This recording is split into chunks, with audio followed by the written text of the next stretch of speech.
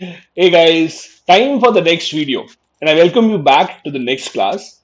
In the first such video, I did a detailed video on Plato's theory of justice. We discussed in great detail and what are the kind of questions that can be asked.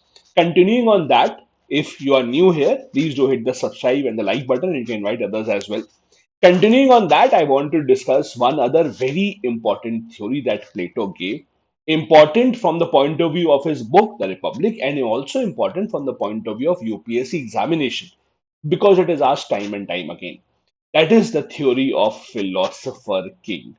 Now, again, with Plato, a lot of his ideas, rather, most of his ideas, come from his book, The Republic, and are based on that war that changed everything for Athens. We discussed this earlier as well in the first class. There was a war between Athens and Sparta, which Athens lost despite being such bigger power than Sparta. That now got a lot of reaction from people who wanted to now change Athens. Plato also wanted to change things in Athens. And this is where Plato now comes up with this idea of philosopher king. Now, the one thing that you have to understand about Plato is Plato openly hated democracy. He said there is no form of government worse than democracy. Because according to him, in a democracy, the problem is best person will not win the election. The best speaker will win the election. Now, I am not suggesting that it is connected to our current politics, but this is something that democracy has as a feature. As long as you can convince the people that I am the best person, vote for me, that is what that matters. So he was not in favor of democracy. He knew what had happened to Socrates, that was his teacher. Socrates, as we discussed in the last lecture also, Socrates died because it was a democratic rule. The jury system, the jury heard his case, and majority of the people thought Socrates is guilty. He was forced to drink poison. So for Plato, democracy is a big no. So what other form of government can we have? And this is when he comes up with this idea of something called the philosopher king. In simple terms, according to him, philosophers should become king or kings should become philosopher. Until that happens, there cannot be any justice in the world. So his idea of an ideal state is that the philosophers should rule that state. Now, please understand whatever ideas that Plato is giving, the theory of justice, the philosopher king, the communism, etc., all that idea is about how to make an ideal state, how to make a state that is ideal in every single scenario. So his idea is that we must have a philosopher king. And what does he mean by a philosopher? Highly educated, highly intellectual person that has no personal desires, that does not think about his or her own personal gain, only thinks about the gain of the society. He is someone who loves knowledge, who aspires to gain as much knowledge as possible, has no personal aspirations. That is what a philosopher will be. And how will you make a philosopher? Plato depended on his education system. We will talk about his education system also in one of the later videos, but he depended entirely on his education system. According to him, that education system will make sure that we have the perfect philosopher to rule in the country. As I said, everything related to Plato starts from the Peloponnesian War. That was a war between Sparta and Athens. That Sparta defeated Athens, led to eventually the death of Socrates. Now, as I told you earlier, for Plato, democracy is by far the most unfavorable form of government. And because, again, he has suffered a lot, not just him per se, but he saw the fate of his teacher Socrates because of democracy. He saw how Athens is not being ruled properly, even though there is democracy in the world.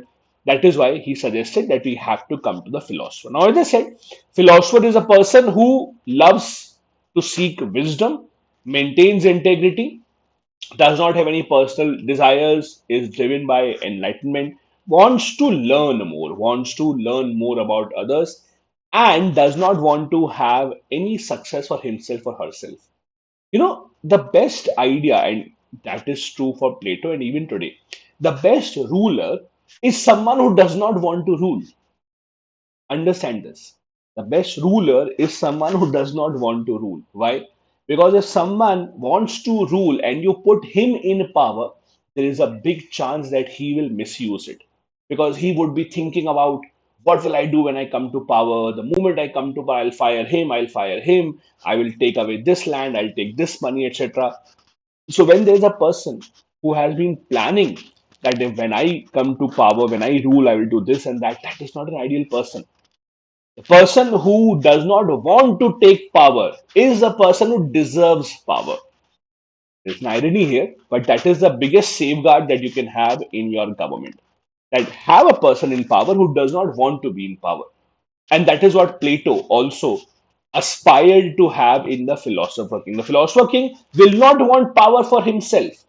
Rather, the Philosopher King would go away from power, but in the interest of everyone, the interest of the larger society, he would agree to become the ruler. Another related quote from Plato in the Republic: until philosophers rule as kings, or those now called kings and leading men genuinely and adequately philosophize, cities will have no rest from evil. In simple terms, either the kings should become philosophers or philosophers should become king. Only and only then justice shall prevail in the ideal society. Now, why is it that Plato was so much in favor of the philosopher king? As I said, his hatred for democracy was well known, especially after what happened to Socrates. He thought that depending upon the decision making power of a majority does not mean that the correct decision will be taken. For example, and okay, let's take this simple example here. Let's say there's a very famous personality. I won't take any names, but let's say there's a very famous personality against whom there's a court case going on. Okay, the person has a lot of support. There are people who are fans of this person. If you decide his or her case on the basis of democracy, most of the people will vote for not guilty verdict. Most of the people will not believe that their superstar can do something wrong. It will only be the people affected by him who will vote him as guilty. So democracy will not always give you the perfect decision. Similarly, as per Plato, just because a majority of people have chosen a person or have chosen a government, it does not prove that it is the best government. That does not prove it is the most sensible government. A sensible government doesn't have to be the one chosen by the people. The sensible government is the one that should be run by the person who is best suited for that. According to him, because of his education system, the philosopher king will have true knowledge about what is good for everyone and not just for himself. The philosopher king will know that for everyone in the society, what suits them, what suits their need. He will know the value of truth rather than having opinion of everyone.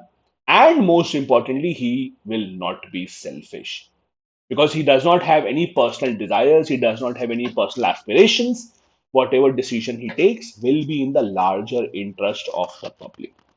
Now, as I said, and I'll do a separate class on the education system suggested by Plato, but his idea of a philosopher king or how the philosopher king will become ready is entirely based on his education system.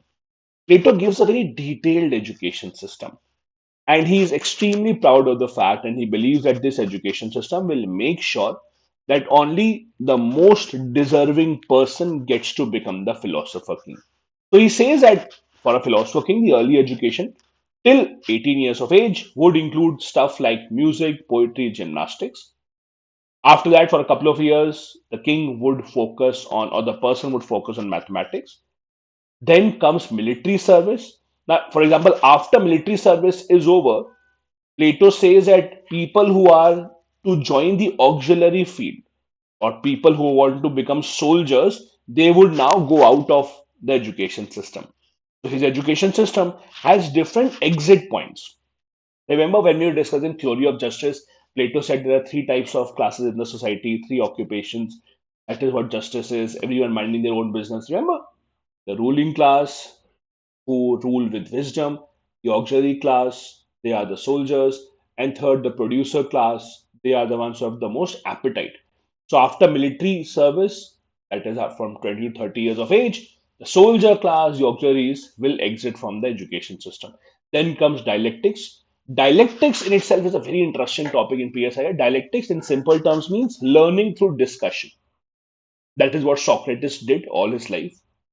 Socrates was famous for asking questions. For him, unless you know what questions to ask, you will not be able to learn. Dialectical method is a method of discussion, is a method of learning through discussion. Then he says from 35 to 50 years, they will get the experience of practical governance. And after that, only after that, they will be completely ready. Now, please imagine this. Do you Would you agree if I tell you today that I will make you the ruler of the country, but for that, till the age of 50, you will just be studying and learning and doing nothing else? You would not really, it's not a great deal, right? You want to enjoy your freedom, you want to do a lot of stuff yourself. But for Plato, this was a sacrifice that the philosopher king has to give. The sacrifice of giving their entire life till the age of 50 in the education system. Now, again, we are talking about ancient Greece, we are talking about around 4th, 5th century BC. That is a time when even the average age was not even 50 for most people. So, not many people would even survive till this age. So, the entire idea of a philosopher king could go bust just because the people would not even survive, or no one would be ready to spend so many years. But whenever you study about Plato, please keep on reminding yourself these are just ideas that he wrote in the book. These are not ideas that were actually implemented. Don't think about, oh, who was a person who studied for 50 years. Don't think like that. Just imagine that this is an idea that he gave. It's not something that was implemented. In fact, the biggest criticism of this idea is people said that it is Plato who himself wanted to become the king. That is why he gave such an elaborate education system. He knew no one else would be interested in spending so many years just to become a king. So maybe Plato was pointing towards himself, that I am the only one who has studied so much, so make me the king. But that's one of the criticisms that we have. Now, when you give unlimited powers to the ruler, they're obviously prone to corruption. So Plato also has certain safeguards. Although Plato is extremely proud of his education system, and he says that there is almost a 0% chance that the king will go corrupt. But even then, there are slight parameters, or there are slight safeguards that they have made against corruption. First, it's a merit-based selection, as I said. It is not on the basis of birth. It doesn't matter where you are born, to whom you are born, who your parents are. It doesn't matter. You're rich, poor. Doesn't really matter. It all depends on the education system and the outcome. The king cannot have any private property. See, when you see the people who are corrupt, they are corrupt because they want to earn something more than their salary. They want to get more assets. They want to buy more property. But for philosopher king, no private property is allowed. So if you're not allowed to buy property, you will not really be running after money. The second most important thing that forces people to be corrupt is providing for their family beyond their means. This was tackled by Plato by ensuring that the ruler or the philosopher king cannot have a private family. That is one of the most drastic things that Plato had suggested, something that we'll cover later. The philosopher king cannot have any family of his own, specifically to make sure that there's no nepotism. Because you have no family, you have no kids, you have no spouse. So who will you earn more money for? So no family ties. That means no nepotism, no favoritism, and they will share the resources of the society equally. They will not live in a palace of their own. They will not be living away from each other. They will be a part of the society. It will be resources equally shared by everyone. And that's how Plato believes that if there is even a 1% chance of corruption after his education system, that will be taken care of by this. Now, this entire elaborate theory of Plato obviously has a lot of people criticizing it as well. First, the biggest criticism is that it is elite, it excludes ordinary citizens from participating. See, the most interesting or the weird part about Plato is Plato says that when a human being is born, there are different aspects in your soul. There are three aspects in your soul, and if your soul has wisdom as the most strongest feature, only then you can become the ruling class. Only then you can get on to become a king. So it excludes a lot of people from the education system. The people in the producer class are not even allowed to get into education. So it has excluded a lot of people already. It is authoritarian, means Plato says once the philosopher becomes a king, give him free hand to do whatever he wants. Close your eyes, trust him. Close your eyes and then trust him that whatever he would do will be the correct thing. So he had so much belief in his education system. But when you give unlimited powers to someone, that can turn into authoritarianism. With great power comes great responsibility and a greater chance of corruption and authoritarianism as well. Also, many experts say it is just not political skill. It's just not education that can prepare you for ruling. You require political skills as well. If education was the only thing that was making strong rulers, why not have scientists ruling the entire world? And also, it has been criticized, we discussed in the first class as well, by Karl Popper, who calls him enemy of the open society, because again he says that Plato does not care about any other contrasting arguments. And of course, it is impractical. Impractical to assume someone will give 50 years of their life in education only and then get to become the king, have no family, have no property. Then what is the purpose of becoming a king? No? And that is his biggest criticism, that maybe he was pointing towards himself and not anyone else. Now, before I let you go, it is extremely important that in as many static topics as possible in PSIR, try to connect them with what is happening in the real world. Try to connect them in contemporary examples. The more you do that, the better marks you'll always get. So, there are many modern examples of people joining politics or becoming the leaders of their country who come from a highly educated background and have done great things. Lee Kuan Yew, Singapore's visionary leader, what Singapore is today is mainly because of him. He is given the most credit. He was the one who introduced all these policies that have transformed this tiny city state into one of the most sought after investment destinations in the entire world. So he was the visionary leader of Singapore who was given a free hand and he transformed Singapore. Germany, Angela Merkel, very well known scientist before she became the chancellor. Then she becomes the chancellor, involved or implements a lot of very good practical solutions to ongoing problems.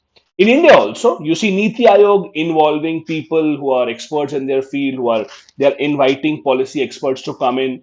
The RBI governors also. All these are examples of how highly educated people are being pushed towards positions of power, positions where they can take decisions for the larger public. These are some common examples of modern day philosopher kings. Just to prove my point, how many questions are asked from this particular topic? You can see 2019, Plato's Philosopher King is an impractical ideal comment. Then 2015, critically examined Plato's idea of Philosopher King. 2011, again, Philosopher King. 2017, Philosopher King. 2001, idea of education, Philosopher King. So it's a very, very, very commonly asked topic. And whatever I have discussed in the last, I think, 14, 15 minutes, that should be more than enough data for you to answer all of these questions. I hope you enjoyed it. If you are new here, do hit the subscribe button. If you have PSI as an option and you are looking for guidance, I am planning to launch a new course. I already have a recorded version of the course. If you want, you can enroll for that as well. You can download my app. The link is in the description of this entire video. You can have the recorded lecture available for you. I did a batch last year. The recorded one is available. I'm planning to launch a new live batch very soon. Thank you so much. Bye bye. Jai Hind.